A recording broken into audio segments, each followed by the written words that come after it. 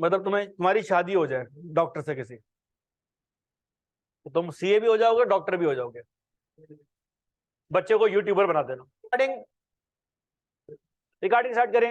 अच्छा जी सर, 3 बच्चों ने सॉल्व किया, अल्हम्दुलिल्लाह परफेक्ट सॉल्व किया है जो मैंने आंसर देखा हुआ है, एक्सेप्ट 1 मिस्टेक जो मैं भी भूल गया था। अब्दुल रहमान और अरम भाई ने सही सॉल्व करने के बावजूद एंट्री सॉल्व नहीं की। मैंने सवाल में एंट्रीज भी दी थी बहुत साल बाद, और वो मैं खुद ही भूल गया कि मैंने एंट्रीज जो है वो दी हुई है, लेकिन माशाल्लाह सही सॉल्व हुआ है। ये पहली वर्किंग मैं आपके सामने सॉल्व कर रहा हूं। पहली वर्किंग किस चीज की थी दोस्त? टेस्टेड यूनिट्स की। मुबशिर, अब्दुल रहमान बोला, मुबशिर अपना आंसर जरा चेक कर लो प्लीज। हारिस आंसर चेक कर लो बेटा। टेस्टिंग हो कब रही है? तैयबा, टेस्टिंग कब हो रही है? 50% पर। ओपनिंग कितना परसेंट है? इसका मतलब पिछले महीने में टेस्ट नहीं हुआ था, तो इस महीने में टेस्ट होगा। तो ये 6000 यहां मैं शामिल कर रहा हूं because this is untested. Input material सिर्फ एक है, कब ऐड हो रहा है? और टेस्टिंग 50 पर है, इसका मतलब टेस्टिंग से पहले आ रहा है। कितना आ रहा है? यहां मैं लिख भी देता हूं ताकि हमारे नोट्स भी बिल्ड होते जाएं। Edit before loss detection point. इस 18,000 में से क्लोजिंग साइड पे कर दो अगर क्लोजिंग टेस्ट नहीं हुआ। क्लोजिंग कितना परसेंट है? और ये इसका मतलब टेस्ट हो गया है, इसको मत छेड़ो। टेस्टेड, तो टेस्टेड यूनिट्स टोटल कितने हो गए?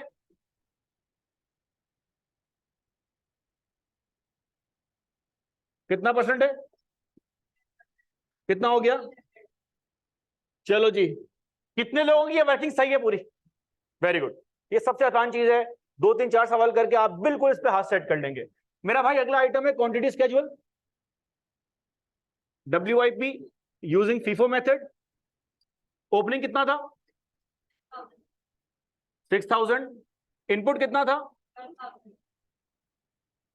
और CWIP कितने? आउटपुट कितना है?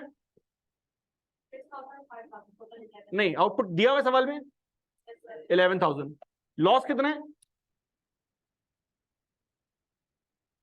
12 6 18, ऐसा ही है। अब मैं इसको ब्रेक कर रहा हूं। नॉर्मल लॉस हमारे अंदर 1800 का है, तो 4000 में से ये निकाल दें तो बाकी 2200 क्या बच जाएगा? आउटपुट के 2 हिस्से बनेंगे, एक फिनिश गुड ओपनिंग वाला और एक फिनिश गुड जो इसी पीरियड के अंदर पूरा हुआ है 5000। क्या ये बात यहां पे क्लियर होती है? अच्छा सर, इसके बाद में बनाऊंगा ईपीयू स्टेटमेंट। ईपीयू स्टेटमेंट में सबसे पहले मेरे पास क्या आ रहा है? फिनिश गुड ओपनिंग वाले मटेरियल के हिसाब से 100% कंप्लीट थे, इसके हिसाब से 40%, तो रिमेनिंग कितना रह गया? ये वाला फिनिश गुड 5000 है, ये दोनों केस में 5000 ही रहेगा। नॉर्मल लॉस 1800 है लेकिन मैं शामिल नहीं कर रहा। एबनॉर्मल 2200 है। लॉस रिडक्शन कब हो रही है? तो कितना हो जाएगा? और क्लोजिंग 3000 है। मटेरियल शुरू में ऐड हो रहा है तो ये 3 पूरा आ जाएगा, 2100। कितना आ रहा है ईपीयू भाई? 10,000 और यहां 11,800। क्या ये बात यहां पे क्लियर होती है? स्क्रैप की वैल्यू कितनी आ रही है दोस्त? और कॉस्ट आपको दी हुई है इसकी कितनी है? 1 लाख। और इसकी कॉस्ट कितनी है दोस्त? क्या ये बात यहां पे क्लियर होती है? इसके बाद इस सवाल के अंदर कुछ नहीं बचा। हाँ, बस एक चीज का आपने ख्याल करना है, फिनिश गुड ओपनिंग की वैल्यू 0 आएगी। फिनिश गुड ओपनिंग की वैल्यू इससे मल्टीप्लाई होने के बाद यहां आएगी, और जो भी वैल्यू आपके पास आएगी x, उसमें आपने 90,000 रुपए ऐड करके फिनिश गुड की वैल्यू निकालनी है। क्या ये बात यहां पे क्लियर होती है? कोई फड्डा इसके अंदर? बहुत ही आसान है। आए, ये तो आसान है, आपको कुछ मुश्किल चीजें दें। अपने पास एक शीट मैंने आपको दी थी व्हाट्सएप के ऊपर, जरा अपना व्हाट्सएप खोलें प्लीज। उसमें एक सवाल है कॉलिन ड्रूरी का, जो मैंने अपने नोट्स में शामिल किया हुआ है। One of my most favourite question, मुश्किल नहीं है। उस सवाल में इंफॉर्मेशन रीड ना करने वाला सवाल में मार बहुत जो है वो खाता है। यार वो सवाल बिल्कुल मेरी बुक में भी है। एक सेकंड में पहले PDF खोल लूं जो मैंने भेजी है। क्वेश्चन नंबर 1, मैं ये फाइल दोबारा भेज देता हूं ग्रुप के ऊपर, ऑनलाइन वाले भी चाहें तो देख लें, मैंने भेज दी है फाइल। इसमें क्वेश्चन नंबर 1 जरा खोलें सारे के सारे, ये आपका होमवर्क है। बेल्टिक लिमिटेड के नाम से सवाल है, process with OWIP and CWIP। अच्छा, इस सवाल की रिक्वायरमेंट नहीं लिखी हुई, इस सवाल की रिक्वायरमेंट नहीं लिखी हुई शीट में। अपने रजिस्टर में जाकर रिक्वायरमेंट नोट कर लें प्लीज, बेल्टिक लिमिटेड की। सब लोग रिक्वायरमेंट नोट कर लें वरना फंस जाएंगे, 20 मार्क का सवाल है। Question number 1, process with OWIP and CWIP। आपको इस सवाल में एक चीज सीखने को और मिलेगी, आपकी रिलेक्टेंस एंड योर एबिलिटी और inability to interpret the question from the data. अभी तक देखें सवाल आपको रॉ फॉर्म में मिला है, ये मैंने प्रेजेंट ऐसे किया हुआ है, मैं किसी और स्टाइल से भी प्रेजेंट कर सकता हूं, मेरे पास क्लास में अंग्रेजी लिखने के लिए लंबा करने का टाइम नहीं होता। कॉन्सेप्ट पूरे हो गए आपके, कुछ भी नहीं बचा। अब एक आखिरी चीज आपको जिसकी है जरूरत, यू आर, वो कहते हैं ना, वॉर रेडी।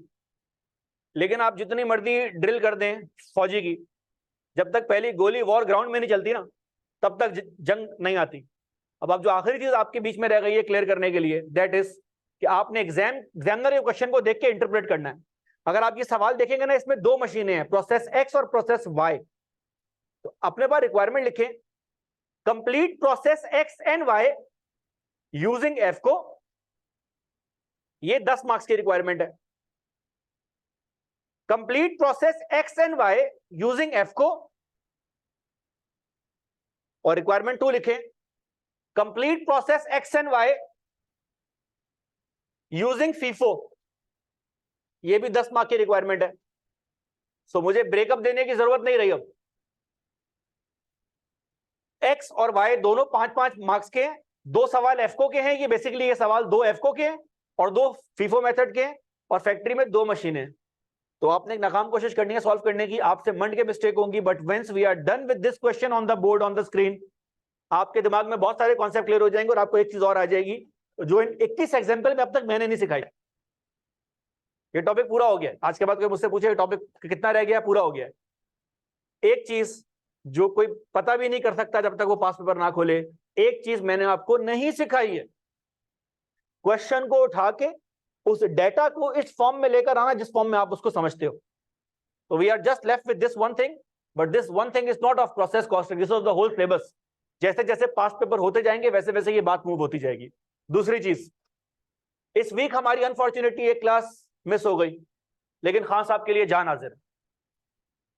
अगर वो क्लास मिस ना होती तो हम मंडे को नया टॉपिक स्टार्ट कर रहे होते। मंडे को जो नया टॉपिक स्टार्ट हो रहा है वो भी ग्रेड बी का है, वो और प्रोसेस मिल के ग्रेड बी का 85% है। That topic is called standard costing and variance analysis. अच्छा, वेरिएंस के अंदर भी कुछ आइटम ऐसा है जिसका लिंक मार्जिनल एब्जॉर्प्शन के साथ बन रहा है। तो मेरे पास 2 ऑप्शन है, या तो मैं ग्रेड बी का ये टॉपिक स्टार्ट कर दूं, ये बड़ा टॉपिक है, या फिर मैं मार्जिनल एब्जॉर्प्शन पूरा करने के बाद ओवरहेड और एबीसी के अंदर घुस जाऊं। ओवरहेड और एबीसी 2 टॉपिक्स हैं और 2 ग्रेड ए के, वेटेज दोनों का मिला के बराबर है, एक ग्रेड बी का एक ग्रेड ए का है। ग्रेड ए में 2 टॉपिक और ग्रेड बी का वो एक टॉपिक टाइम के हवाले से इक्वल है। मैं इसलिए आपसे पूछ रहा हूं, मैं पहले कौन सा कर रहा हूं, मुझे कोई फर्क नहीं पड़ता, मुश्किल सारे बराबर ही हैं। क्योंकि मैं आपको बताता हूं, देखें मैं आपको एक बात बताता हूं, बहुत टाइट बात है। सिलेबस को ऑपरेट करने के 2 हल हैं, और मैंने ये हर कॉलेज में किया हुआ टेस्ट। कामयाब मेथड तो यही है, कामयाब क्या, अच्छा मेथड यही है, इंसाफ वाला, मुश्किल टॉपिक पहले कराओ। लेकिन हमें इस बात के भी एहसास है कि जब मुश्किल टॉपिक पहले कराते हैं तो कुछ परसेप्शन इशू बनना स्टार्ट हो जाते हैं। उन परसेप्शन इशू में एक परसेप्शन इशू ये होता है कि यार अभी तक सिर्फ एक टॉपिक हुआ है, हालांकि वो एक टॉपिक 4 को हिट कर रहा है। दूसरा हल ये भी है, क्योंकि मेरे मार्केट में सारे काउंटर पार्ट्स जो हैं लाहौर समेत, वहां पर ये होता है, आप चेक कर लीजिएगा प्लीज, आप जरूर चेक कीजिएगा, एक्सेप्ट 1 कॉलेज, वो लोग मिक्स अप्रोच यूज करते हैं, हमारे वाला काम है। नॉर्मली लोग ग्रेड ए से स्टार्ट करते हैं। ग्रेड ए में छोटे छोटे एरियाज हैं, उन लोगों ने अब तक 4 से 5 एरियाज पैक कर लिए होंगे। वेटेज बराबर है, बस फर्क ये है कि उन्होंने छोटे टॉपिक्स किए हैं तो उनको मुश्किल वाला काम बाद में पड़ेगा।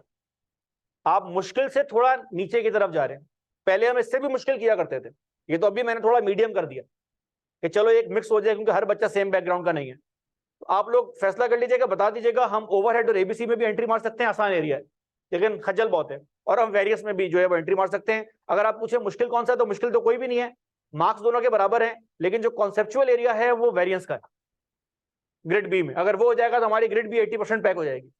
तो आप लोग बताएं क्या करना है, बस फिर वेरियंस में एंट्री मार देते हैं। और प्लीज चले, रिफ्रेशर का बच्चा तो है ही नहीं, छुट्टी करें। नेक्स्ट वीक में नया टॉपिक भी स्टार्ट हो जाएगा, मार्जिनल एब्जॉर्प्शन एंड करने के बाद।